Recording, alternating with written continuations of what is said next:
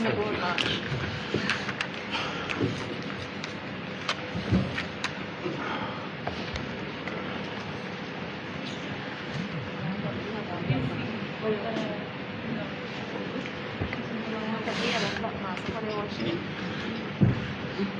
Чува.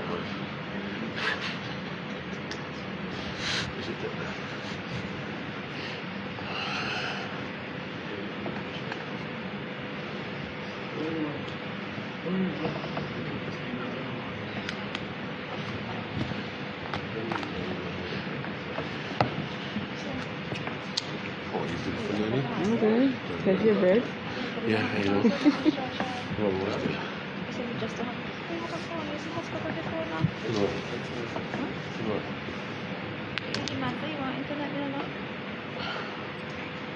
Oh, no.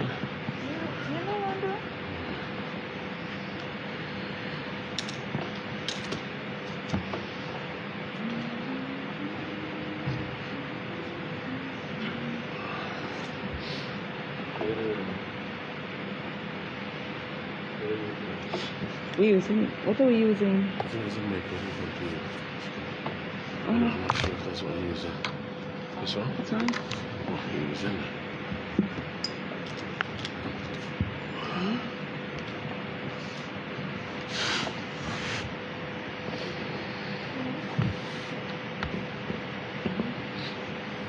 Pleasant good evening to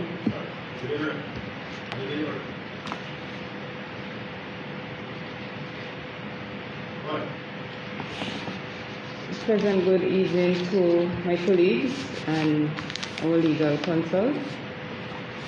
Good evening to members of the press, and good evening to all our public servants. Welcome to this joint press conference with the St. Vincent and the Grenadines Public Service Union, the Police Welfare Association, and the Svgtu Teachers Union. We also have with us today our legal representative from the different organizations. This press conference will be streamed live on Ashworth's News Network, Bay Hill News Network, and the Public Service Union Facebook page. We have called this press conference today in response to a proposal that was outlined in cabinet in a meeting with the trade unions on March 24, 2021. At this meeting, the government proposed that public servants would be among the group of persons who would be required to be vaccinated. Failure to comply will result in persons being required to take a COVID-19 test every 2 weeks. So the unions met and we issued a joint press conference. We also wrote to the Deputy Prime Minister, which we got a response, of which we would inform you later in the conference.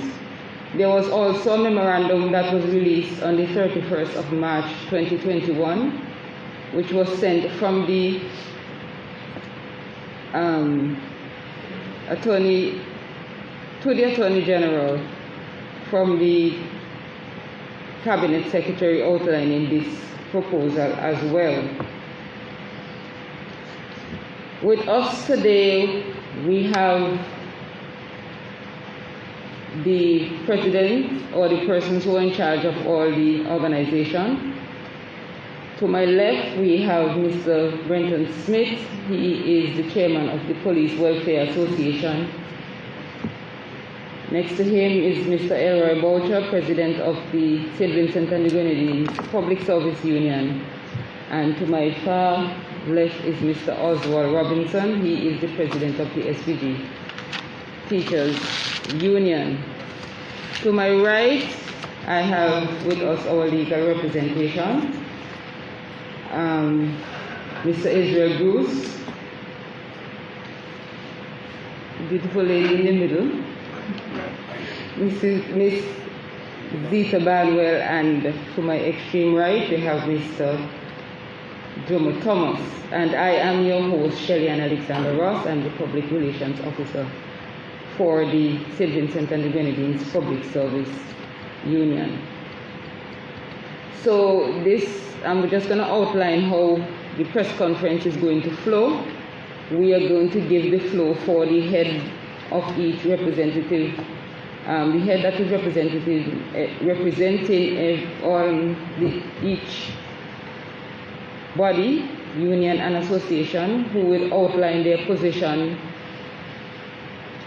And we would go in the order, starting with the Public Service Union, the Police Welfare Association, and following that would be the Svgtu Teachers Association. The council will speak on the issues in relation to the law and the legal implications. Zita would share first, then Bruce, and then Mr. Thomas. And then we would wrap up with the way forward, that is, the heads would wrap up with the way forward for the various organizations. And then we would open for questions and answer from the audience who are listening today. So welcome, ladies and gentlemen, and we would hand over to Mr. Boucher at this time. Thank you, Shelley Alexander Ross. And good night to public servants. I know that you are listening. And also good night to the teachers and police officers, all work within the state.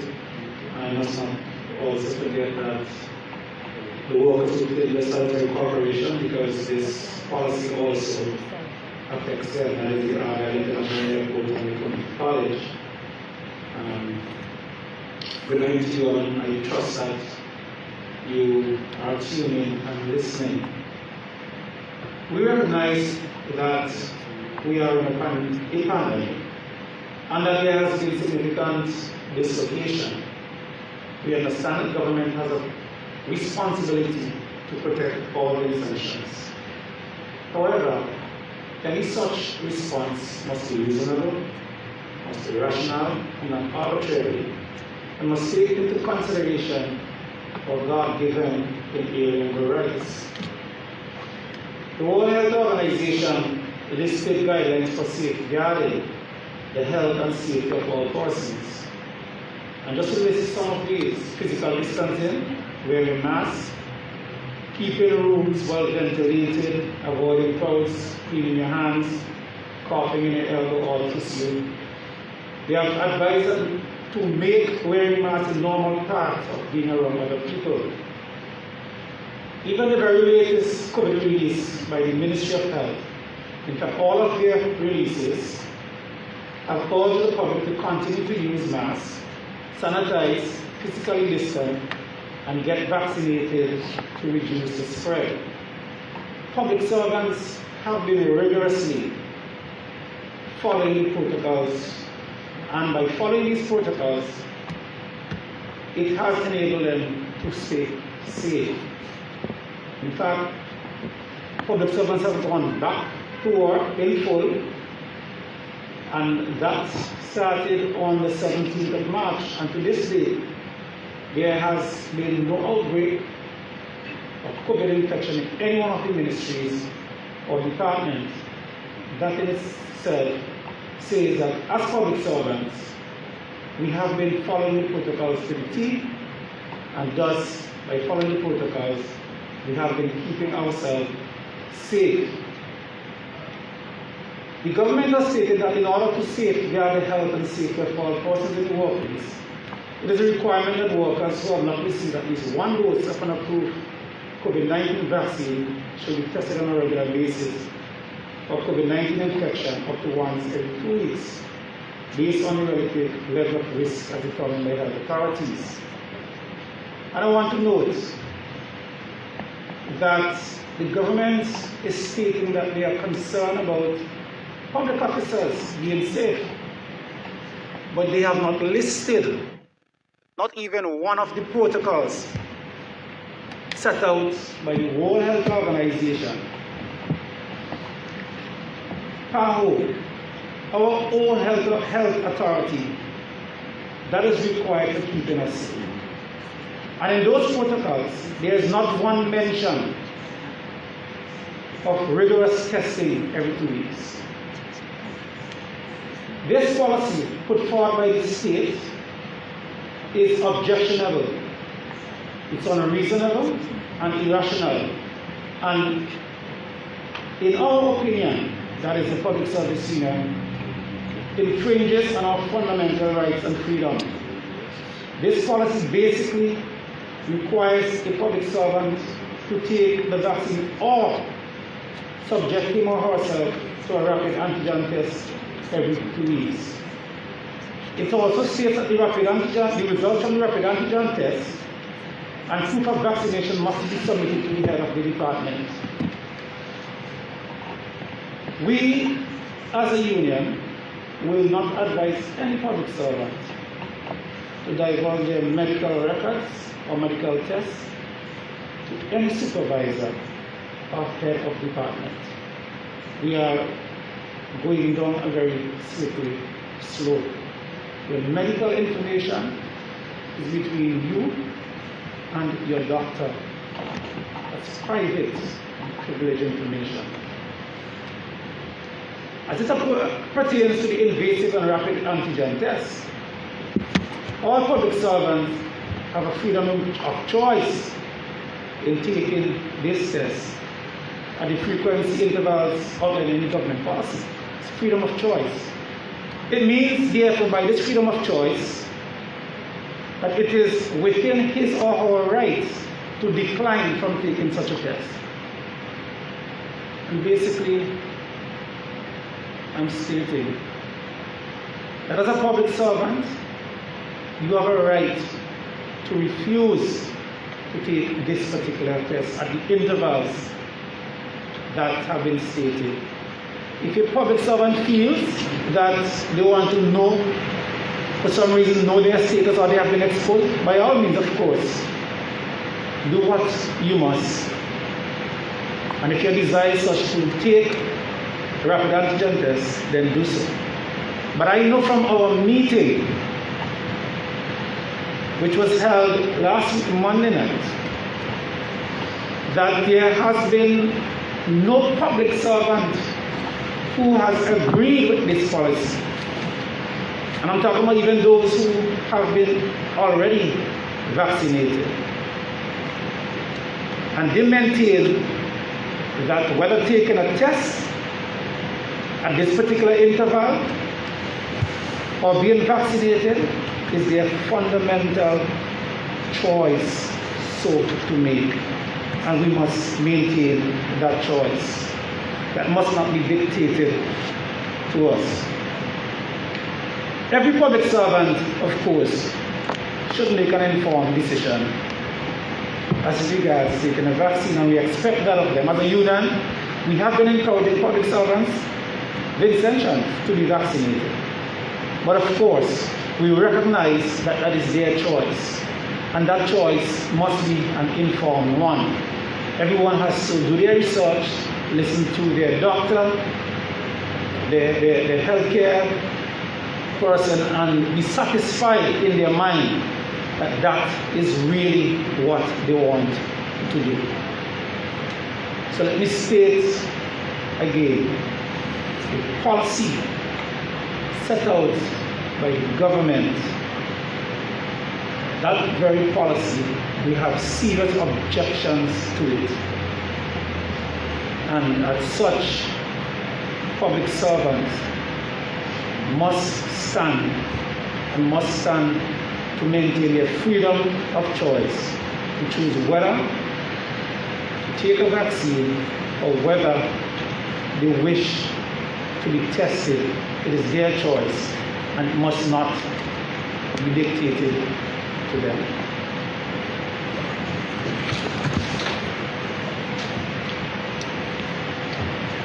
Thank you, Mr. Boucher.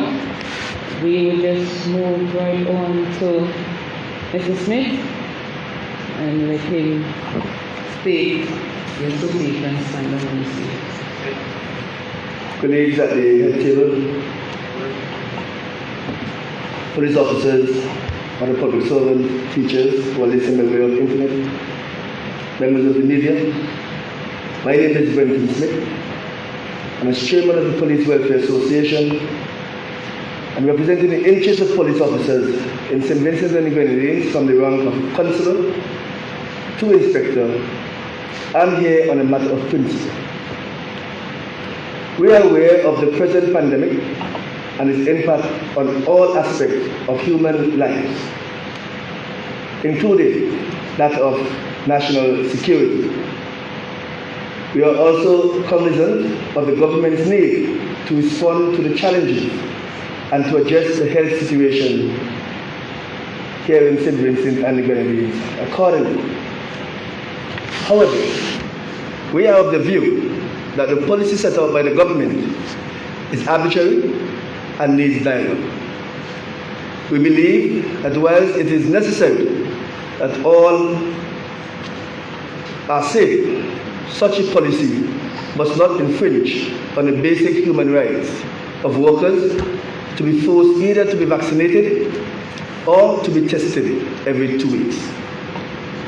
This policy fails to take the interests of the workers into consideration. For example, because of the uncertainty of the vaccine, some police officers have indicated that they were advised by their physicians not to take the vaccine based on their present medical condition. It is our view that this is a matter of choice, and I'm urging all police officers to do their own research or seek further advice from their medical practitioners, and following such, they will be able to make an informed decision of whether they want to be vaccinated or not.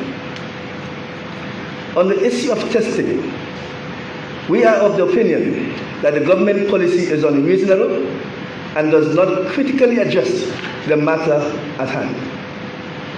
Persons should be allowed the choice to be tested whenever they feel they are exposed or to check their own health status.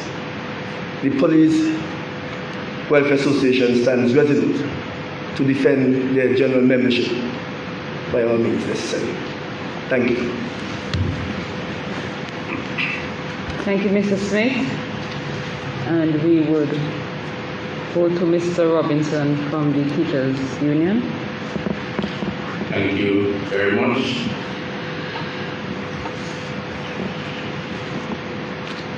Pleasant evening to hard-working teachers of St. Vincent and Grenadines, other public servants, police,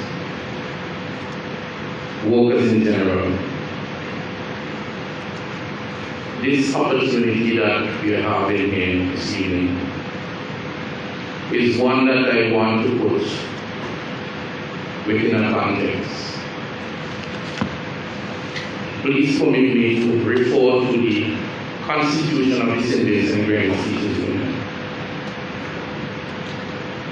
The first article, Article 2.2, it speaks to the issue of representation and defending the interests of teachers. And it goes further to speak about, to see that the rights of teachers are not violated. And it goes further to provide advice, assistance, and protection. I also want to refer to Article 2.13.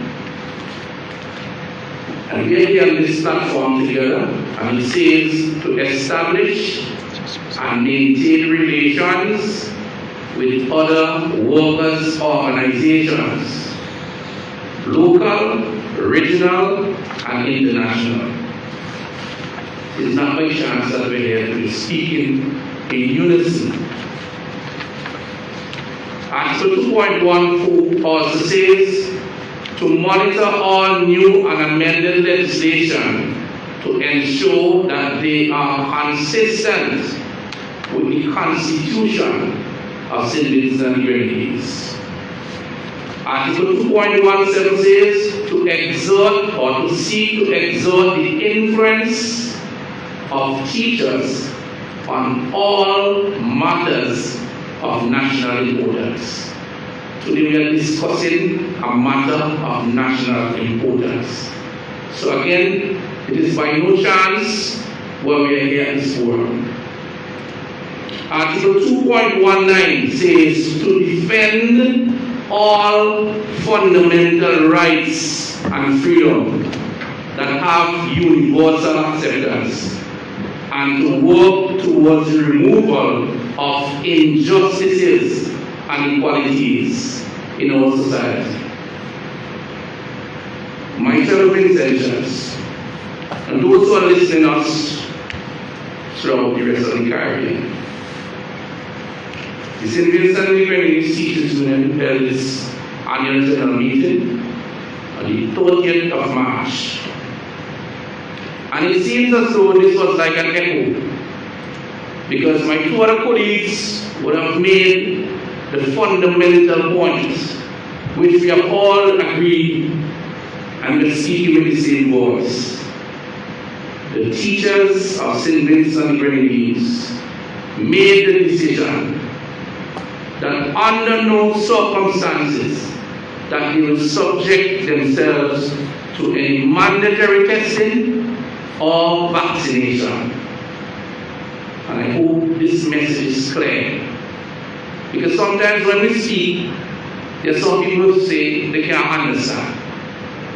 Well, when I say the same thing to the smallest child, that smallest child will understand. Our membership took a decision that they are not prepared to subject themselves to any mandatory testing and vaccination.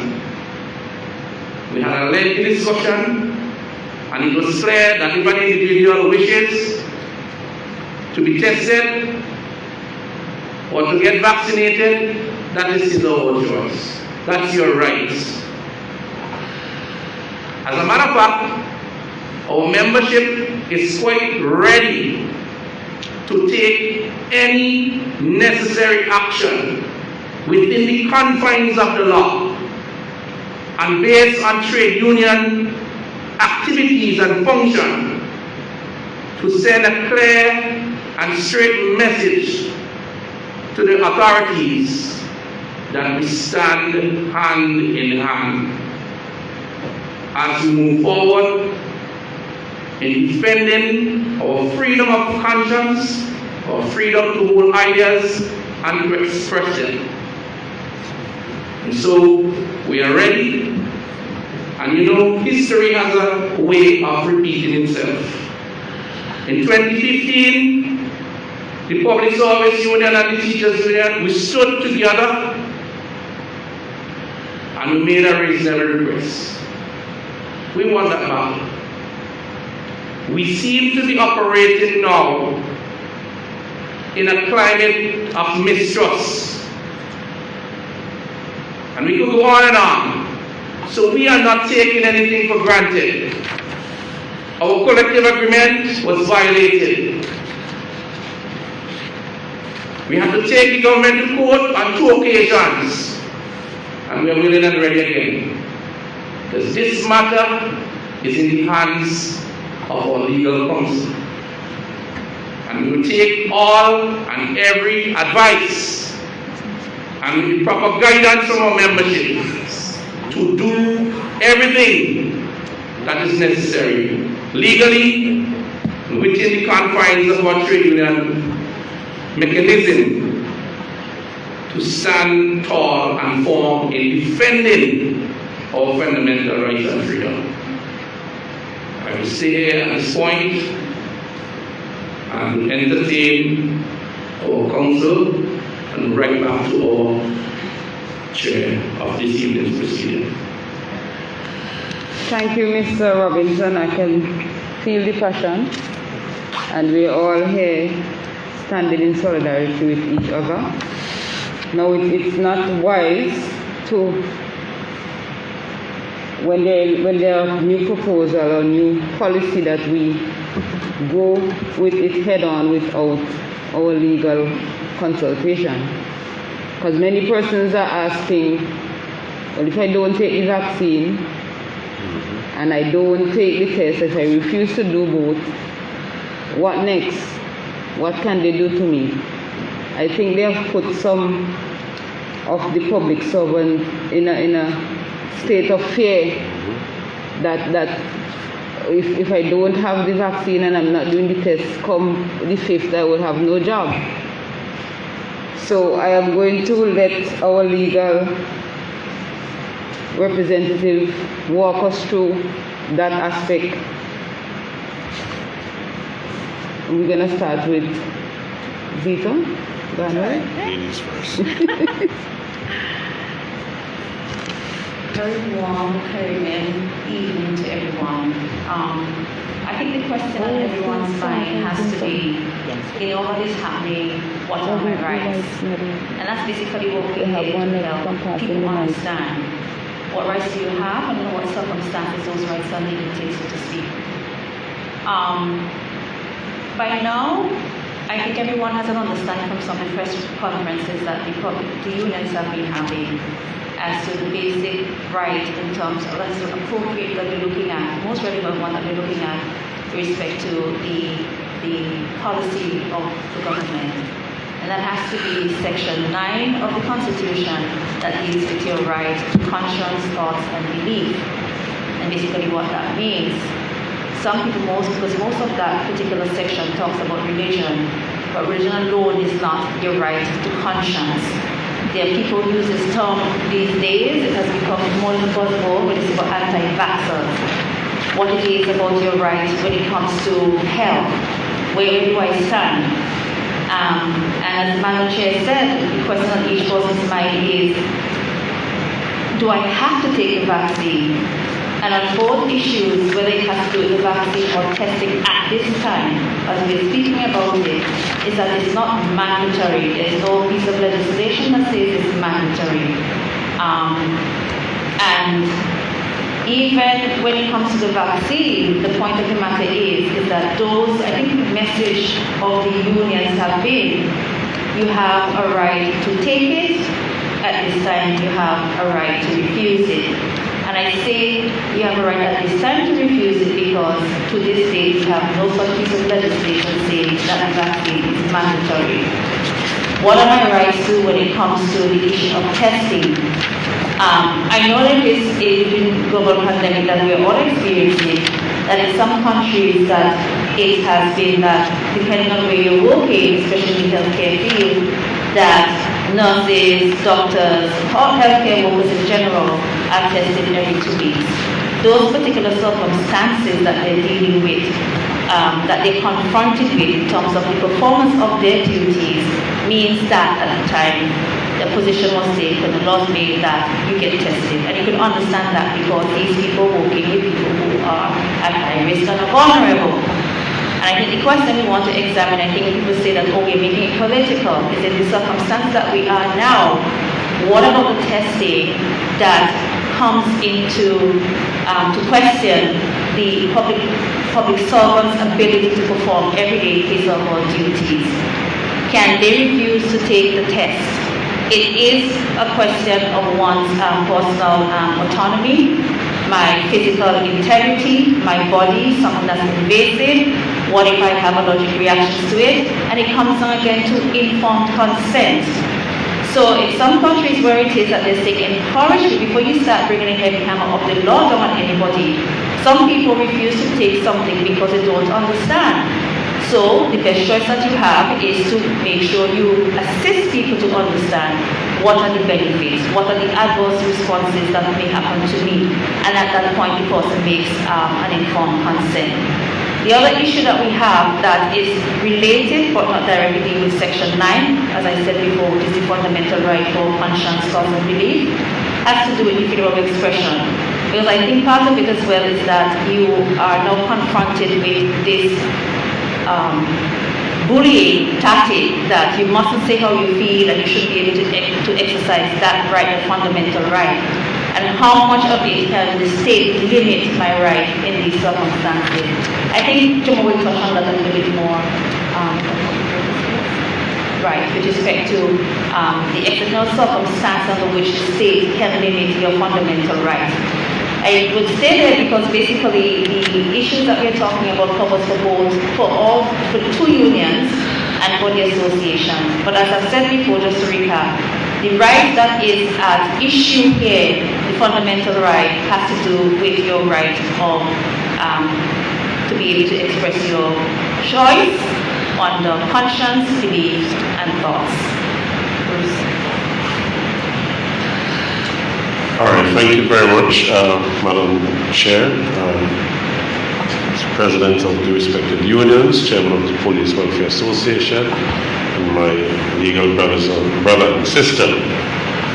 Well, as you've heard, this event primarily seeks to put the position of the respective unions and the Police Welfare Association with regards to the policy position which was assumed by the government of St. Vincent and the Grenadines by virtue of a memorandum which was issued by the cabinet of St. Vincent and the Grenadines.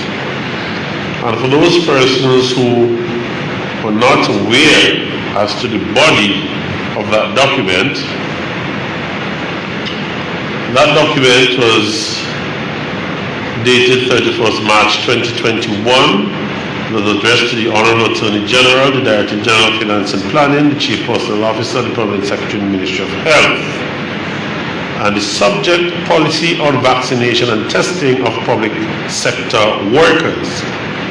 It reads in Cabinet on Wednesday, 24th March 2021, with reference to the captioned subject, Cabinet directed that all employees of the state who have not been vaccinated are required to be tested regularly for COVID-19 infection up to once every 2 weeks, based on risk levels as determined by the health authorities. Now, firstly, what should be of concern to trade union members, and in particular police officers, is a question whether or not the state is seeking to subject your members, that is non-commissioned officers and constables, as in the case of the Police Welfare Association, and I presume general public service workers and teachers in extension. And the fundamental question that has to be asked and answered is this.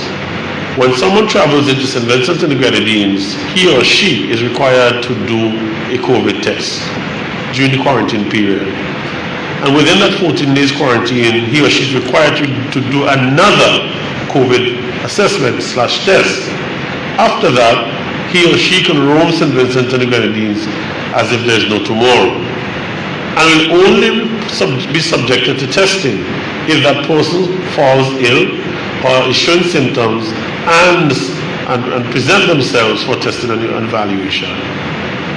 The question is, should the state take a position where it is dictated to teachers, public servants, police officers, that you must have this very personal testing of your body, where objects are tossed into orifices of your body and seeking to determine whether or not a person has COVID, yes or no.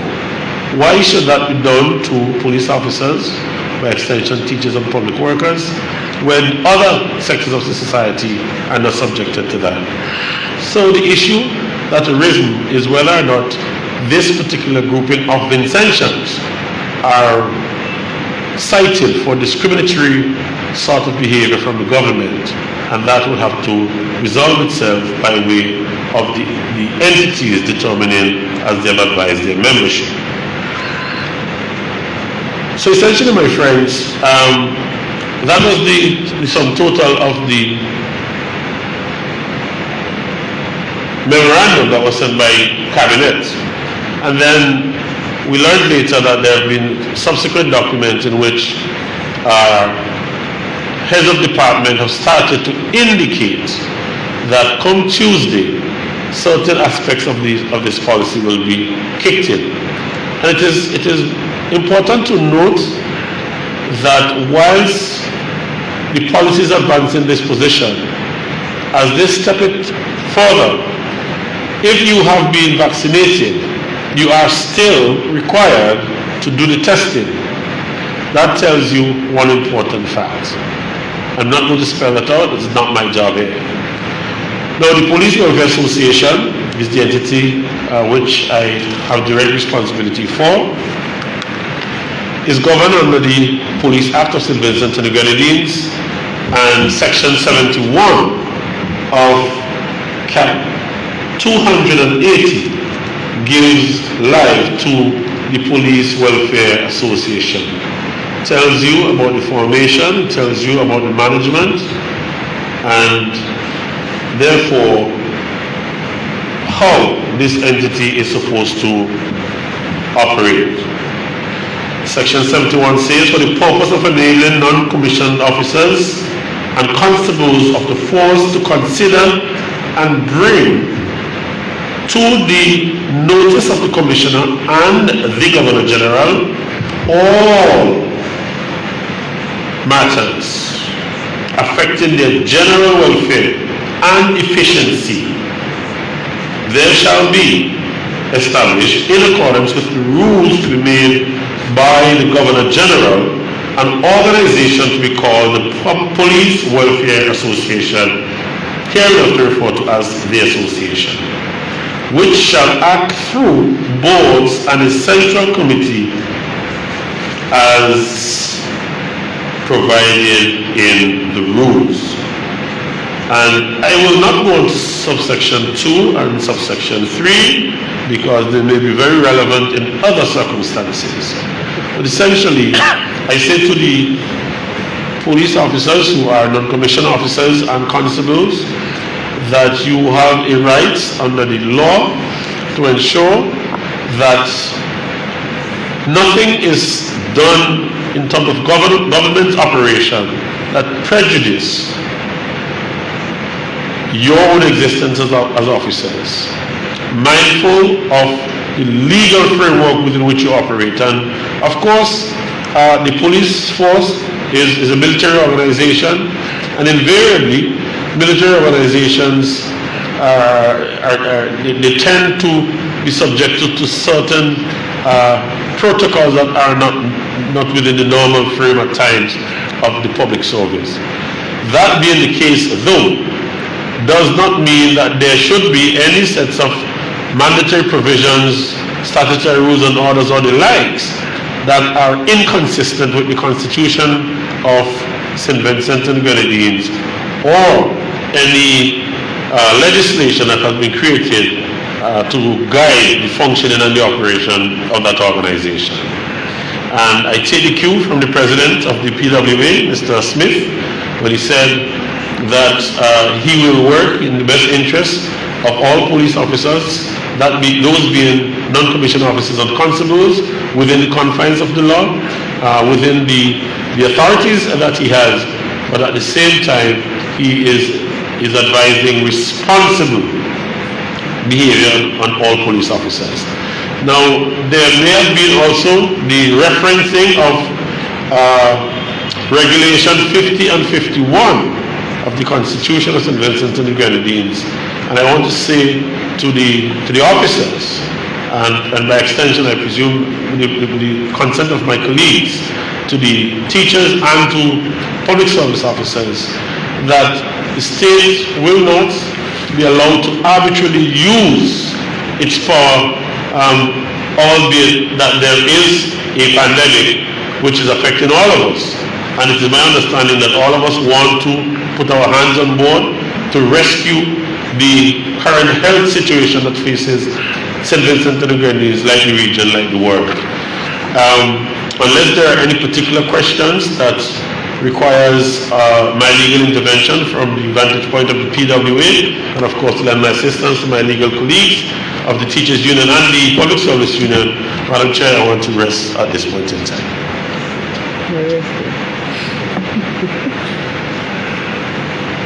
Good evening. I'm John Thomas, and I am the lead partner in the forum John Thomas Chambers.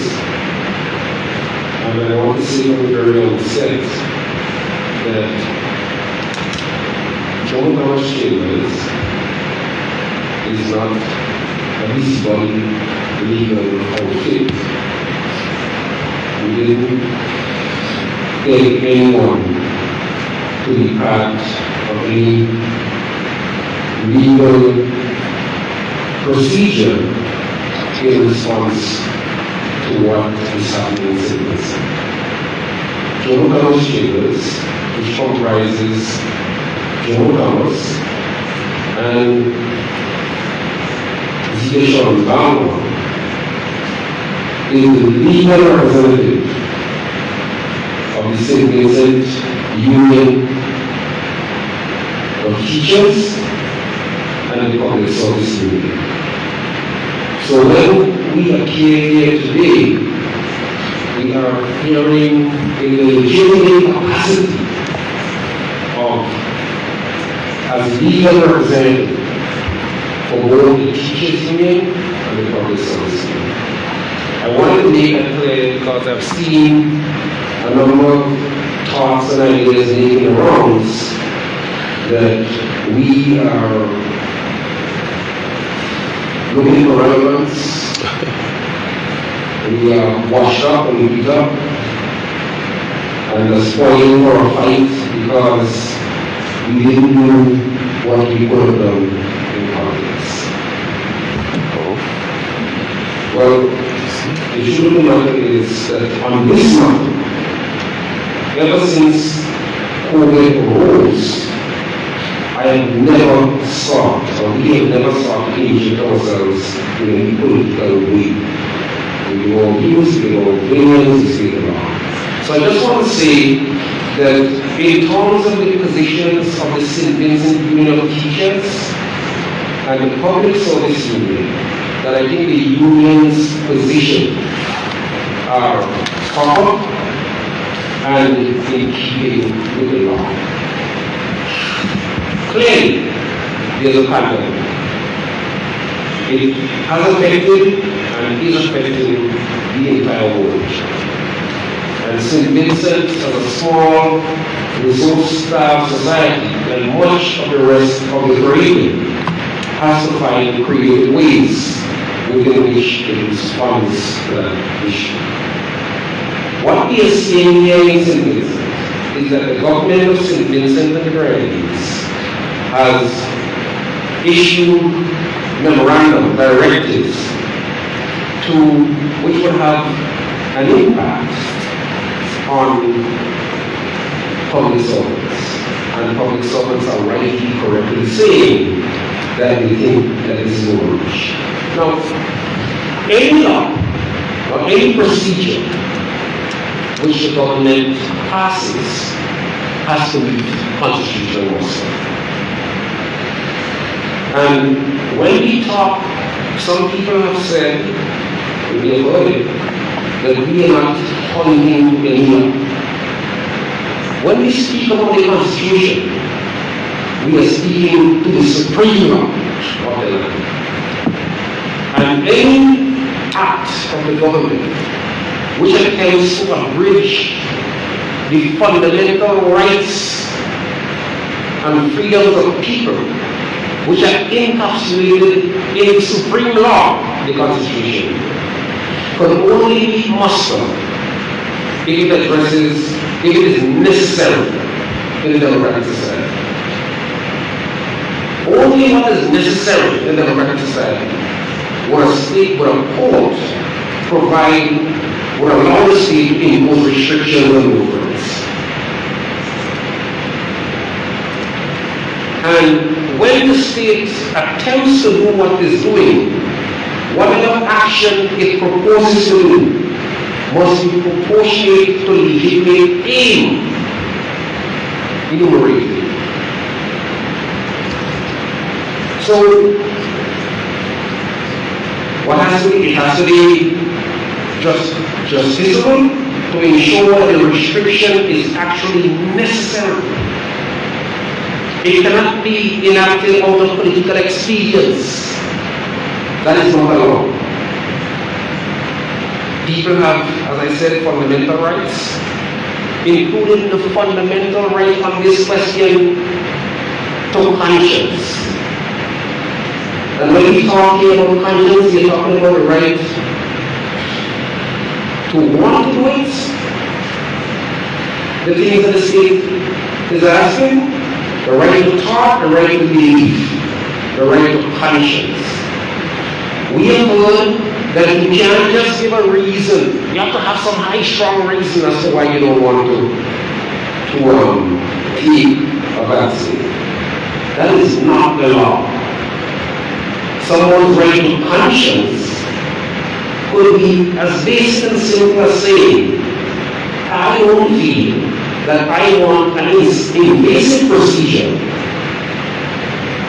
that is untested and unproven.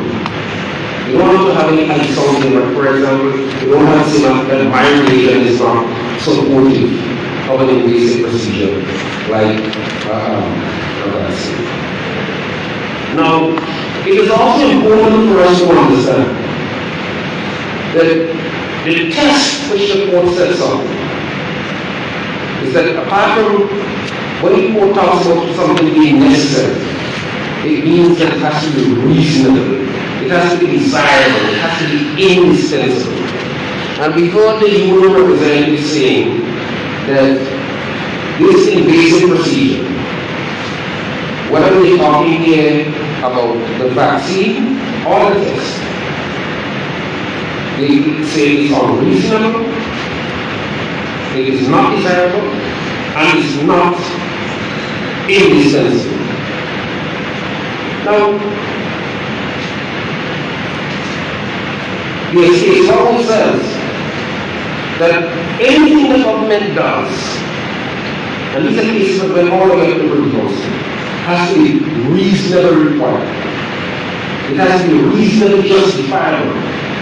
More than that, if you're going to impinge and impact on the fundamental constitutional rights of citizens, whatever you do must be the least restrictive of that right. Part of the problem that we are having, and again goes to the government policy, the proposed policy, is that there is a certain amount of vagueness. There is no connection in our mind between what they are proposing and how they intend to fight the coronavirus. The proposal is overall. And as my colleague before me said, Ms. Barrow said, there is no broad legislative regime under which the government proposes to do what it says it wants to do. There's a slippery slope here. I think Mr.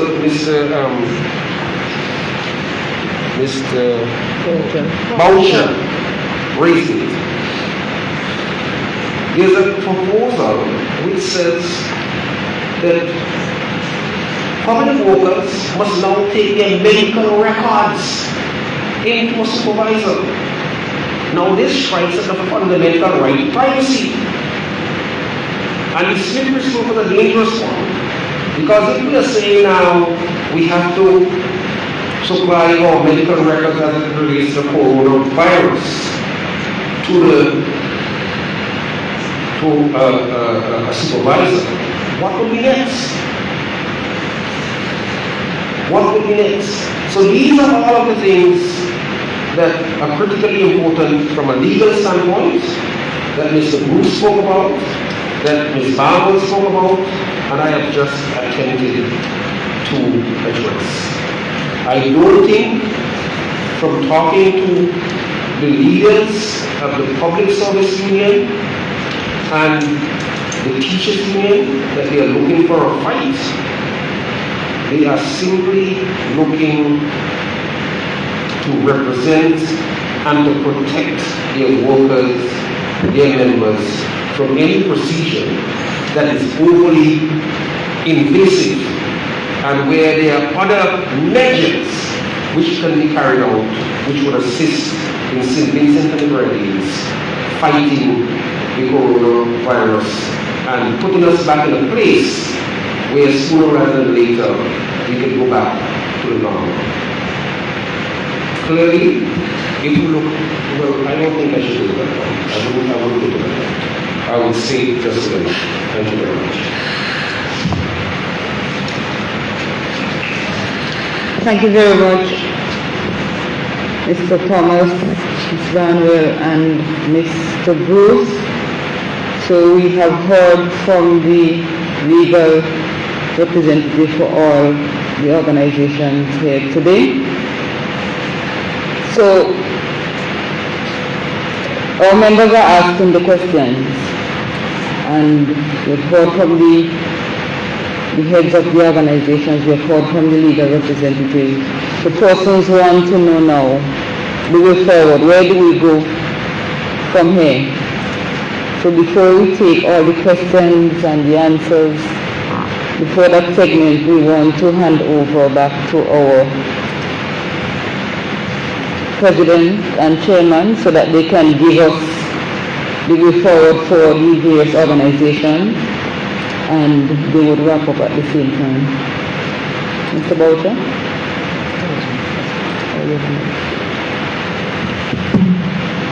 Thank you very much, Chairman. I know, I've said before that from our estimates, over 95% of the public service is against this policy. But I know, and I've been hearing, some public servants are fearful, that is understood. As we are in this particular season where we commemorate the death, burial, and resurrection of Jesus Christ, there's a particular word that comes to mind.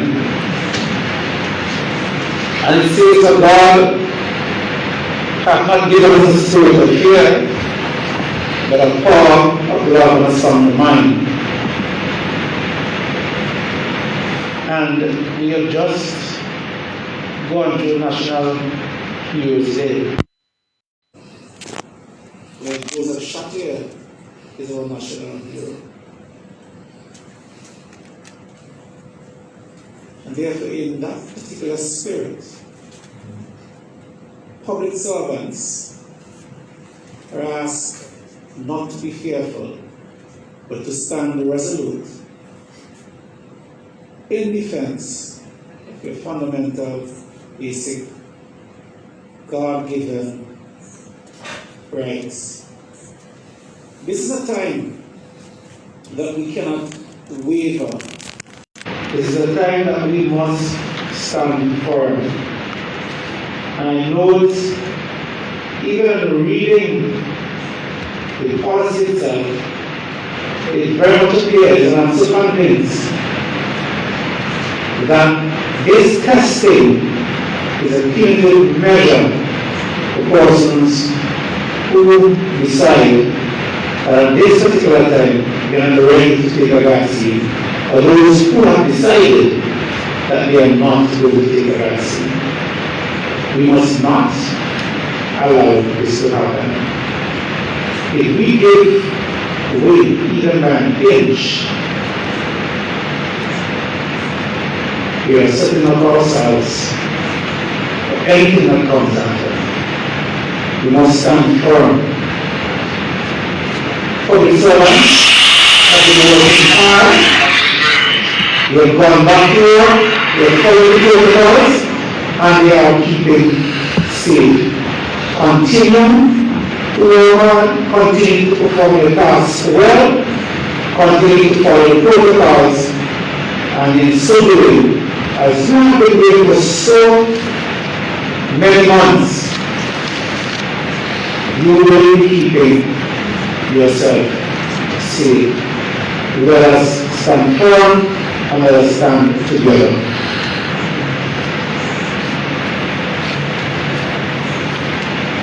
The overall 80% of the police from the rank of constable inspector is not in support of government policy of testing every 2 weeks and anyway to force our members to vaccinate. We'll continue to educate our members. However, Police Welfare Association Executive stand firm in defending the general membership. We must not be fearful of anything, because we should all be fearful of God. We must work together so that we can defeat this pandemic. But also, we must also work together to ensure that our rights, fundamental rights and freedom must not be violated. And we will continue, now more than ever, to work together like never before as an organization to do so. We, as a union, as an association,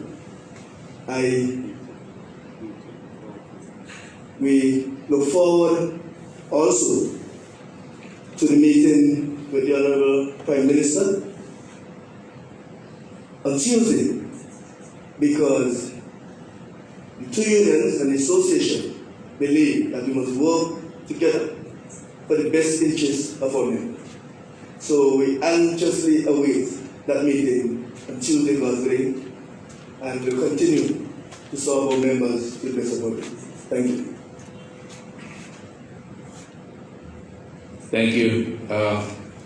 Yes, the St. Vincent and the Teachers Union, we are also looking forward to that meeting with the Honorable Prime Minister. And we are hoping that good sense would prevail. I want to also ask our members, as I have constantly reminded you, to remain resolute, be firm. And you know, that is a stanza in our song that we normally sing, be firm and never bend. This is the time that you must demonstrate love first for God, because God said in His words, perfect love casteth out all fears. This is not the time you stand with God. This is not the time to be fearful. And this is the time that you have to listen to Him. Remember, Peter and John said that, whom do we ought to listen to? Is it God or man? Is it the scientists?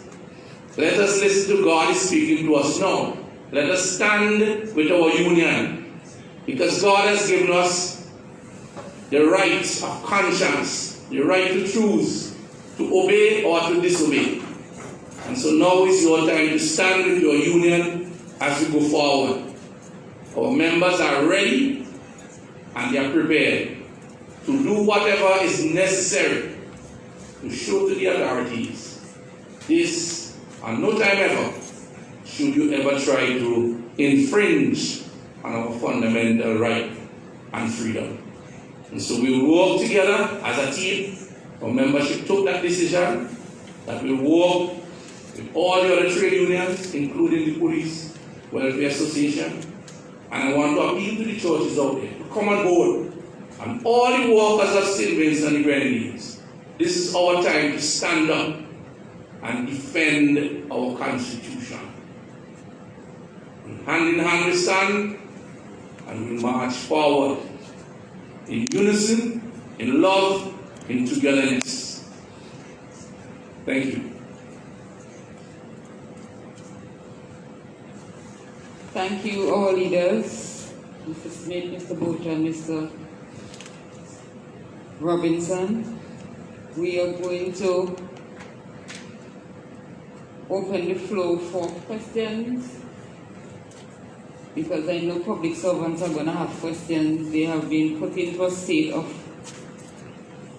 fear, and they're going to want the questions answered. So we would welcome questions at this time.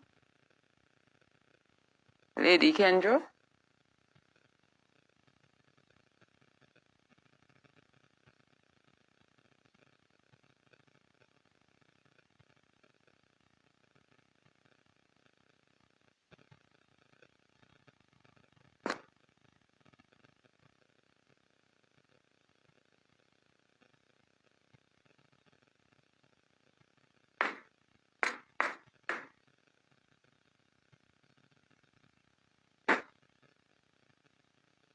It's on already. Okay, there's a question here. According to WHO, the PCR tests are not a reliable indication of having a COVID infection and should be used along with other symptoms. Can the government afford testing everyone so frequently and without any symptoms? We are hearing about being tested frequently as deemed necessary by the authorities. For just how long, and the plan on doing this, will it be done free or at a cost of the employee via salary deduction?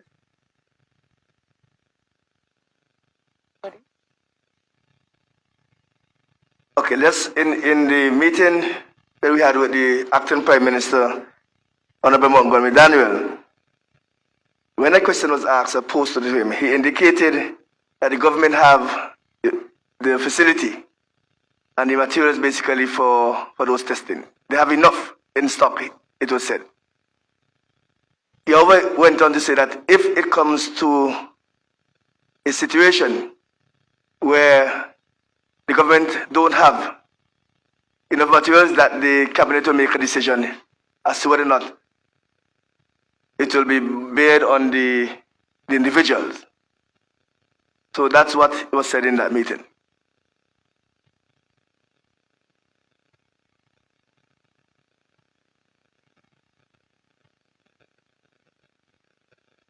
Let me say just to re-emphasize, because persons may be thinking, and I just saw a message that we are against the vaccine, and we are not.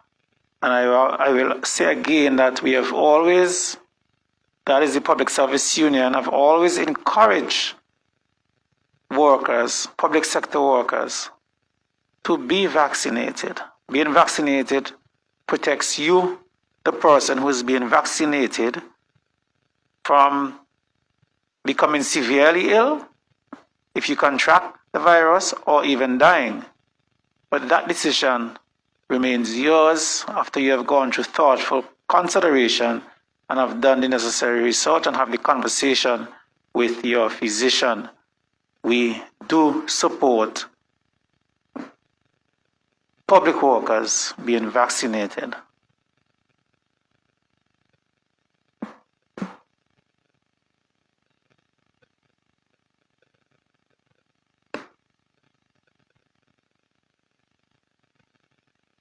Any other questions on?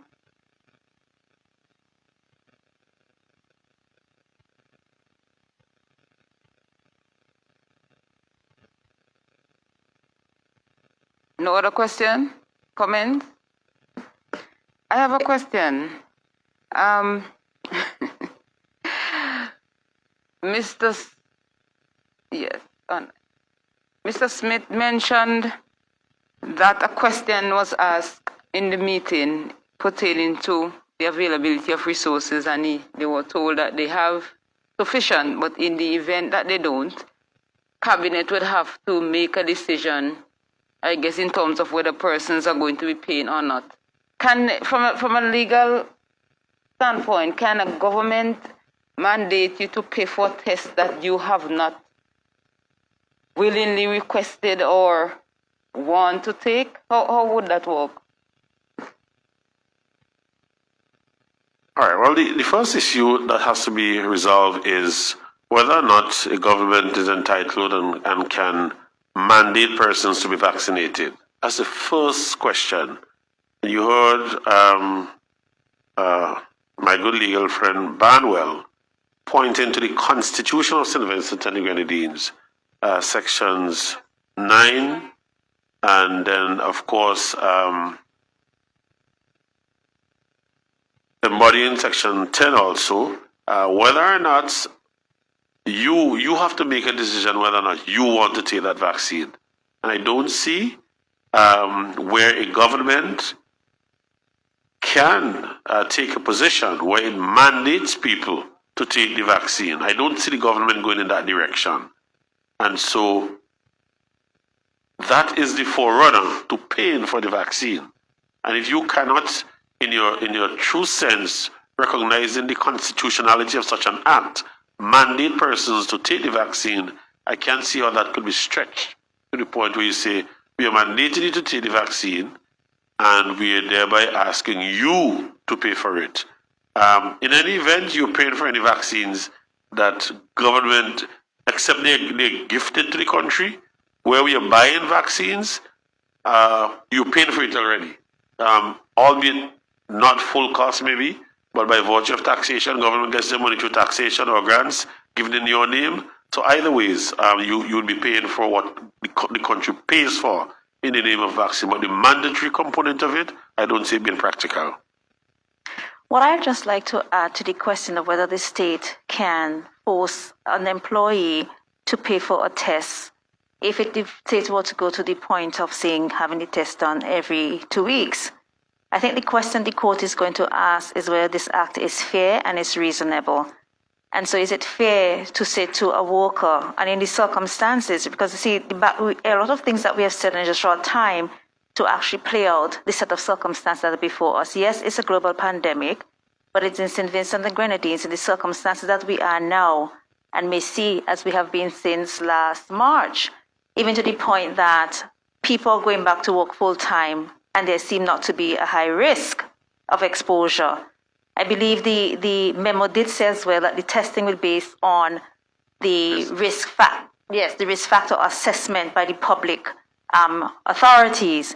So at least there is some thinking there that it cannot be just willy-nilly and arbitrary to ask someone to take the test.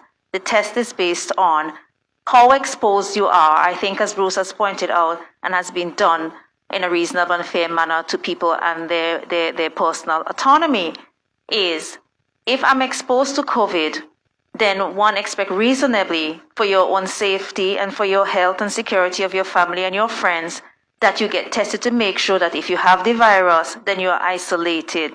If there's no risk factor, for what reason am I being tested for every 2 weeks?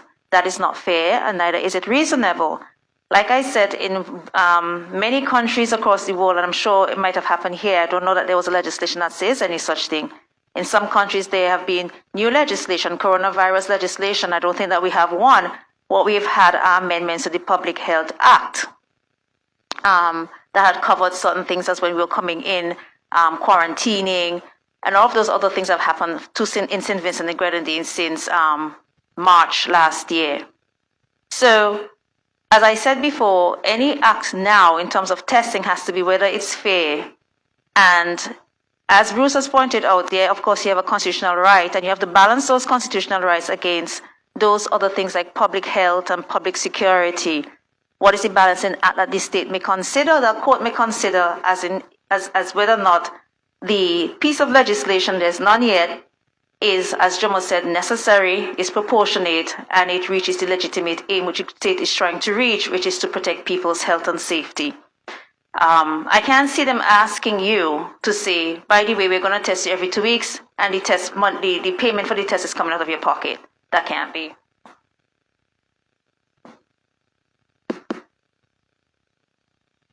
You have a question, Mr.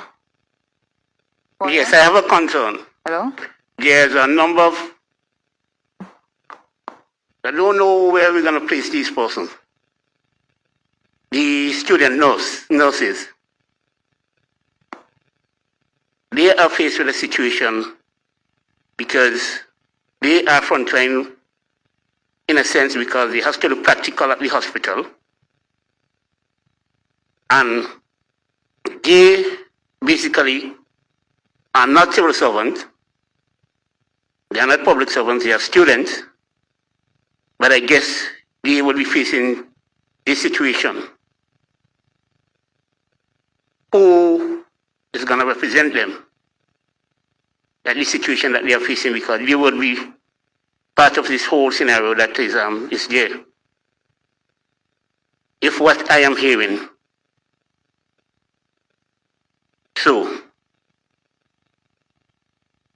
we, I believe, as public servants, union has to reach out so that these students could understand that they have rights, and they ought to, if they don't want to take the vaccine or they do not want to be tested, that they will expect the PSU to protect them. You also have the teachers at the community college also, Brother Robertson. They also will be facing similar thing. And there are other public workers that are not hearing because those at the port and other areas. I expect the situation where there should be a non-functioning NLC should have been coming out and making a statement. But where are they now? Where are the National Labour Congress in a situation like this? These are questions that I need to get answer on. Also, the fundamental right of people as enshrined in the Constitution. Because even the general public are questioning this situation. And it is good that the two union and the association call this press conference so that people could understand the situation that is facing us and that they have rights. And those rights are not to be trampled on. This situation reminds me of the Dread Bill of 1981, where a similar Labour government tried to pass a piece of legislation to restrict people's rights. And it's important that people understand their rights and responsibility. Thank you.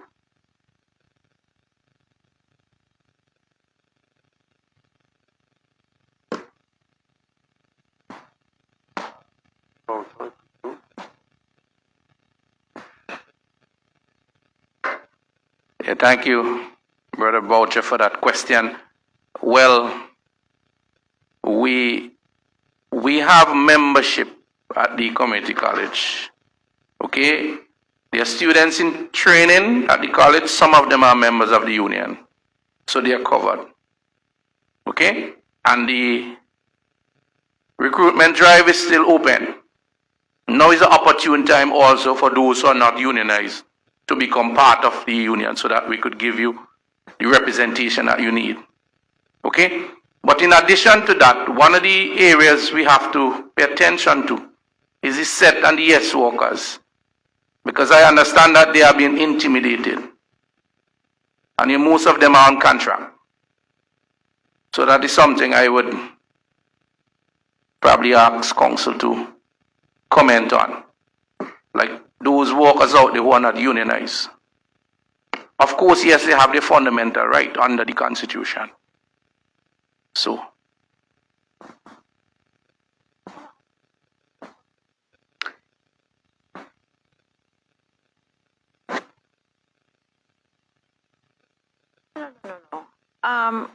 In direct response to Robbie's president of the teachers union, he actually answered the question. He said, everybody, whether or not you're in the union, although this is a great time for people to join the union and have the protection and representation of the union, is that you do have a fundamental right to protect.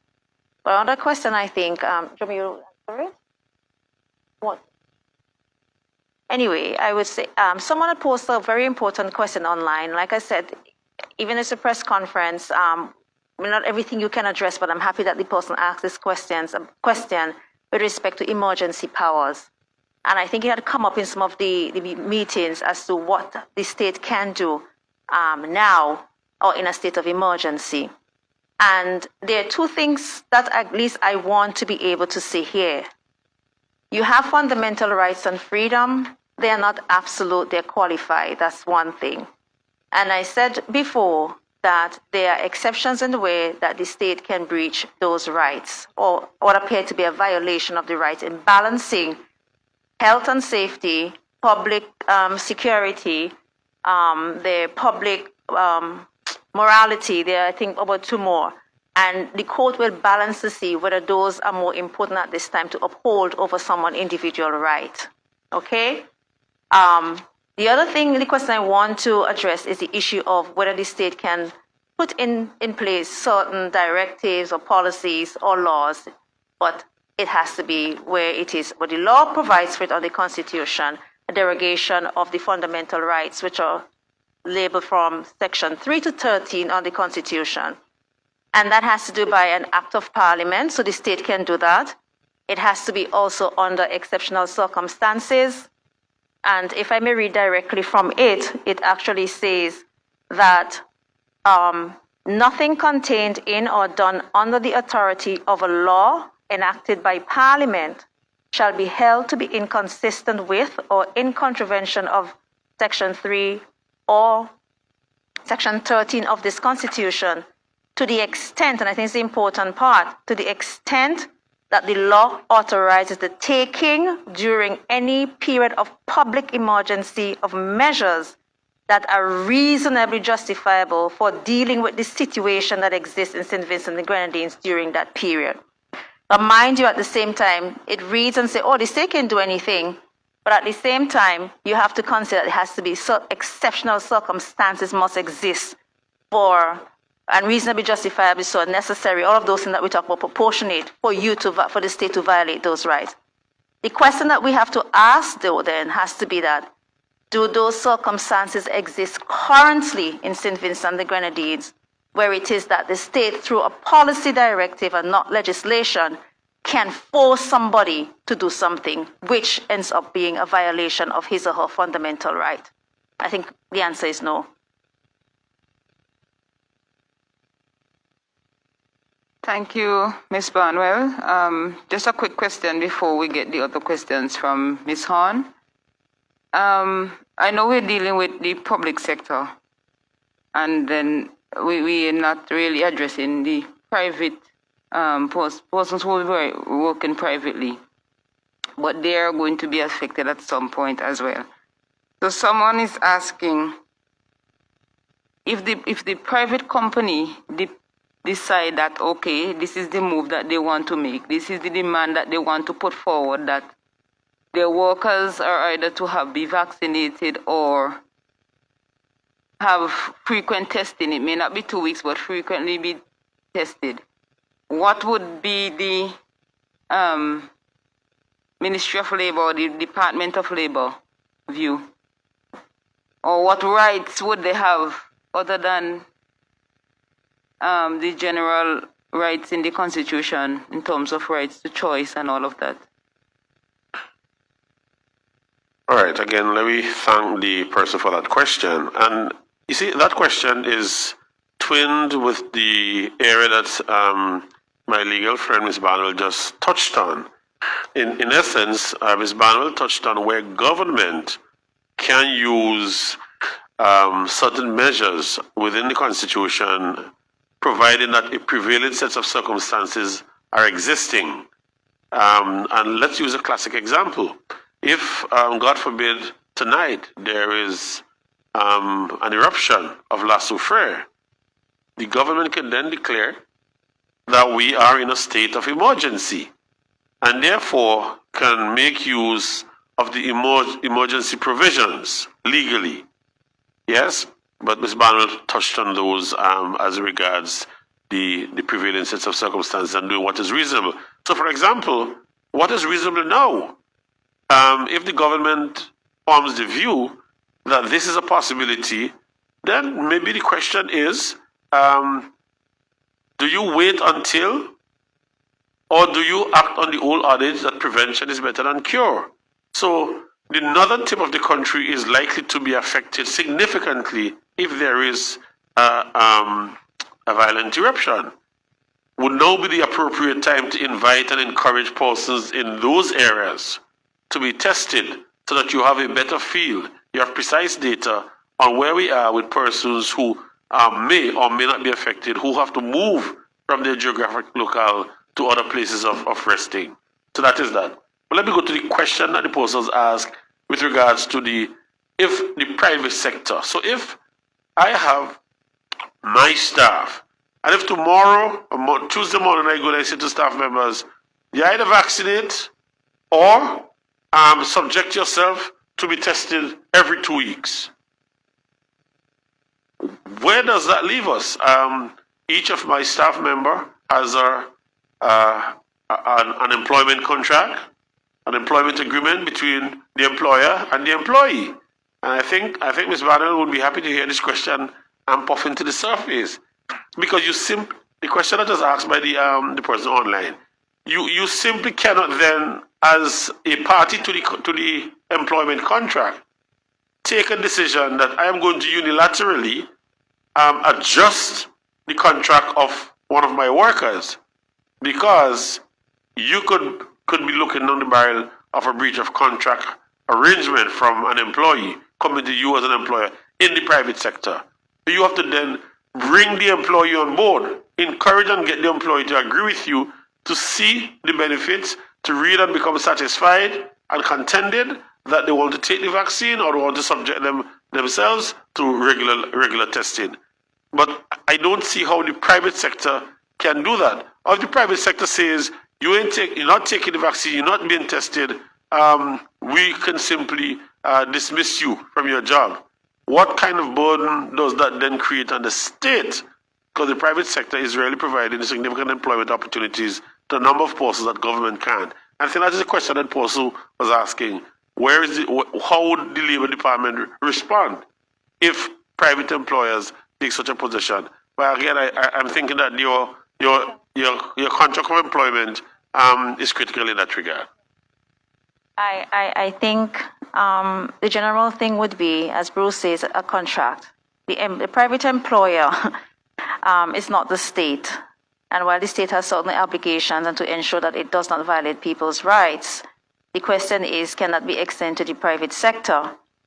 The answer is, private companies can say, for you to work here, you have to do certain things. You may have to take a vaccine, you may have to take a test, but the answer will be, of course, for those persons who may want to express whether it is a religious belief or right to conscience, may want to be able to have that conversation with the employer, so the employer doesn't come across as if it's actually have some type of discriminatory action against the employee.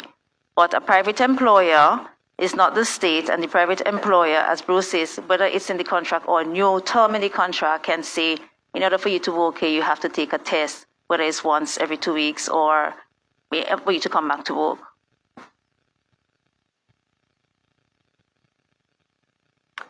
Thank you, Mr. Bruce and Ms. Barnwell. Do we have any more questions? Okay, go ahead. This is a question directed to any of the attorneys. It strikes me that the memo sent by the CAPSEC may have been sent prematurely. I make reference to the third para of the memo, which says that the advice of the AG was sought with non-compliance. Was such advice given, and if so, on what legal basis? If, on the other hand, no such advice was given, why then did the government proceed to issue such a policy, knowing that it doesn't have any legal authority to force compliance?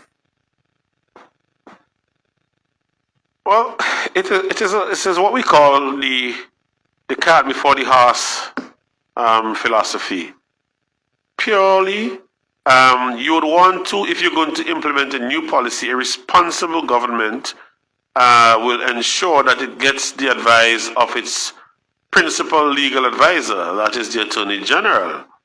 And until you get the advice of the Attorney General, you will not want to. I'm not saying that you can't, but it will be foolhardy to simply put out a policy position and then say, we will seek the advice of the Attorney General on this policy. It just does not, it smacks of good governance. That is what I would say, pure and simple. If I may say, I believe from what came before, one of the things that's missing from that memo that came out of the meeting is what action would the state take if employees were to refuse to take the test or the vaccine. But I think it's clear, though, that people have a fundamental right that they will wish to exercise, and the idea of choice and informed consent is what prevails across the unions. I think what it is that the state had said in the meeting that if you refuse, then you will be subject to Regulation 50 and 51 under the Public Service Regulations, which is actually disciplinary action. And that may be what it is that is seeking further advice from the Attorney General with respect to whether or not it can take disciplinary action against employees who refuse to take the test. But let me say, though, that in the context of the law, one would have to then go to the regulations and see how the regulation or what the regulation treats to be misconduct or ill discipline. And it will require the government to engage itself, I say respectfully, in voluminous litigation, because one would have to resolve that. And of course, there's a procedure that is laid out, I think, in Sub-Regulation 51 that points out how the head of department submits the complaint to the commission, how the commission treats on it, and if there's a disagreement, the appellate process, and so forth and so on. The government would have to make that decision whether or not it wants to become involved with thousands of its employees in that regard. But that's not for me to say. It is for the government to decide and for the trade union to act accordingly. But I think, in addition to the point about the government, I think the fundamental question here is the Public Service Commission that would have to do this. It is not the Attorney General, it's not the Minister of Legal Affairs. The Public Service Commission would have to take, for example, if there's a complaint against an employee from a supervisor, if my memory serves me well, based on one of these cases, I think the permanent secretary would report to the Public Service Commission, and the Public Service Commission would institute proceedings against that person, and that person is entitled to a hearing. He's entitled to know what he or she's brought up for, and if that matter is resolved there, then that person can go to, as Bruce said, go to the appellate process. And even if you are dissatisfied with the decision of the appellate process, you can judicially review the decision in the High Court. So there's a long proceeding that would ensue once the government proceeds to do what it wants to do. If workers are to be tested at least twice per week, does that mean that workers have to stay home until results, thus making the department short-staffed? How productive is that policy?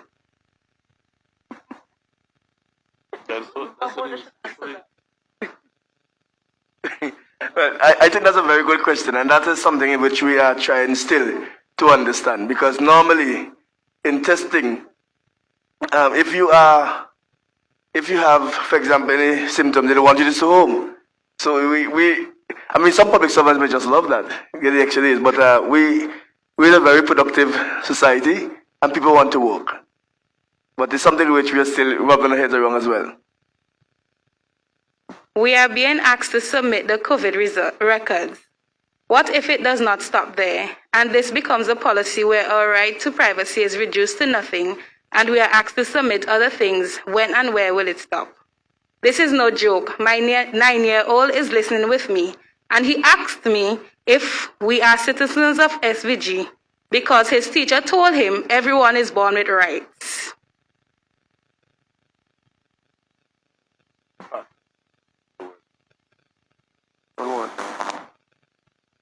What legal action the government proposed to take if not compliant with tests or vaccines? Because that seemed like a threat. Also, taking the vaccine only reduces your chances of getting COVID. It does not mean you won't get COVID after being vaccinated. So why is the government targeting only persons who did not get vaccinated? And also, adherence to COVID protocols are no longer sufficient for prevention. Is it only vaccination and end all fix all? Well, I think these are very important questions. And what is important for members who are asking this question, especially if they are within the police service and the teachers union and public service, is that for us to stick together. If we don't, then we'll be defeated as well. We need to stick together in this issue because it's a very serious one. And especially where we have 9-year-olds listening to us and understand the importance of this. It's important for all of us to come together for this common cause. I just want to, someone asked a question as well. I think we would have answered before though, as to whether or not we appear against vaccination or the processes. And we indicated before that we are not against vaccination. In fact, persons are free to be vaccinated. What we are against is the processes in which it is even taking place. Have you, as individual unions, had discussions, educational sessions with your membership at all levels in all local benefits and concerns about vaccines and the vaccination processes?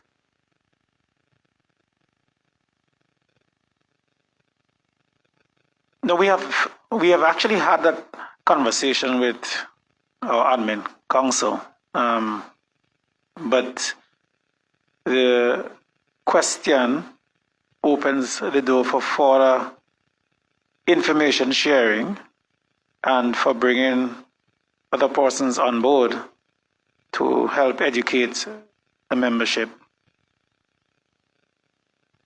Our various media programs, we have addressed a number of issues, protocols, testing, vaccination.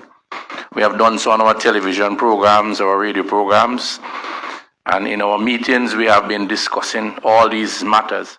As a matter of fact, our teachers went back for 3 days, requested by the Ministry of Education, and that professional development session was designed also to educate the teachers and to vaccinate them. So, the education exercise is ongoing, and there are persons who are also doing their own research and educating themselves. But I just want to quote something from the ILO, International Labour Standards 2020, as a matter of fact, March last year. And I want to encourage the Ministry of Labour to read it and to try to adhere to what it says. It also casts reference to the employment and decent work for peace and resilience. Recommendation 2017, number 205. And this is what it says: ensure respect for all human rights and rule of law, including respect for fundamental principles and rights at work. People want to change your working conditions arbitrarily. And these are serious times, and we are not going to allow anybody to violate our fundamental rights and freedoms. It's not going to happen.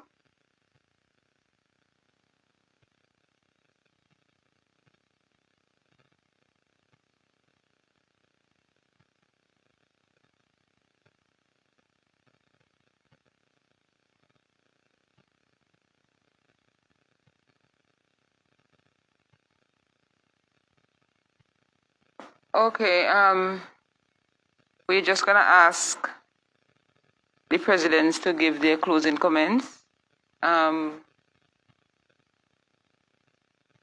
Anything anybody wants to say in closing, whether the president or legal?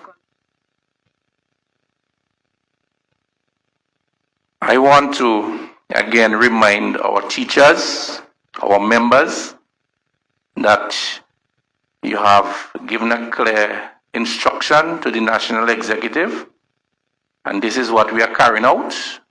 We thank you very much for giving us the mandate. We appreciate the other unions, including the Police Welfare Association, that we are sharing a common message, a similar message. We are speaking with one voice. You have called for that. We are demonstrating that today. You have asked us to bring our legal counsel on board, and they are here with us.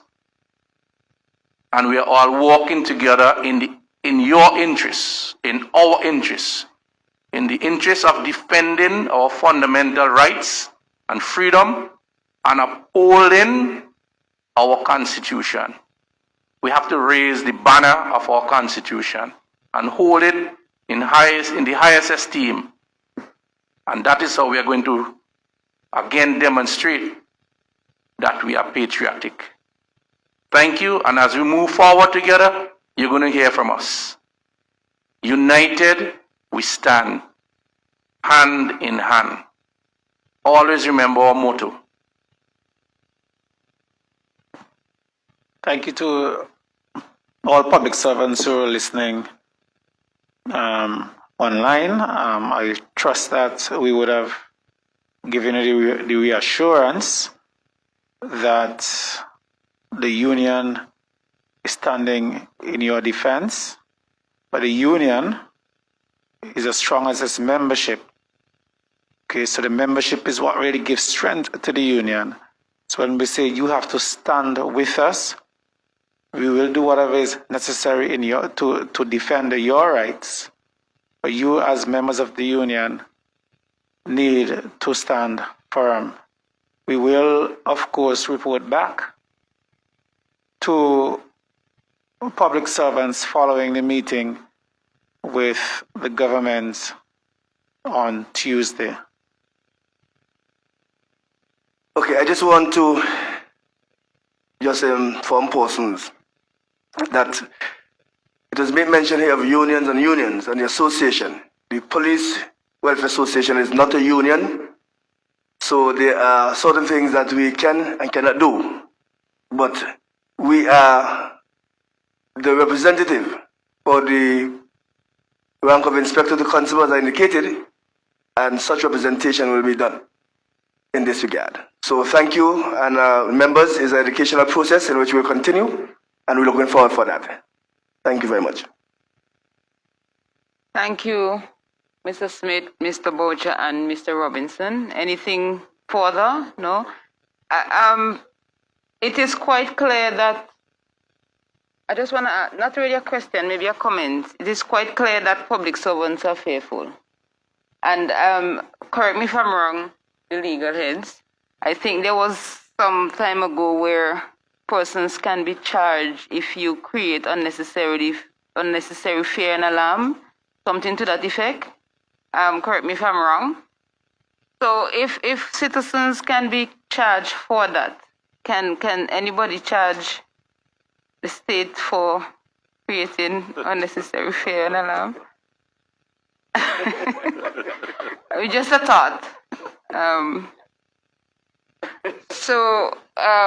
We just want to thank all those who are listening, public servants, the police, the nurses, everybody listening in St. Vincent and in the diaspora, and we want to thank all persons who spoke, our panelists, our legal representation, and the leadership of all the organizations represented here today. Thank you, and I pray that we would continue to have a peaceful Easter weekend, and that we would be able to have social dialogue on Tuesday, and we would come to an agreement that would both satisfy our members and the state. So you would get a follow-up of that meeting. So thank you again, and do have an enjoyable evening.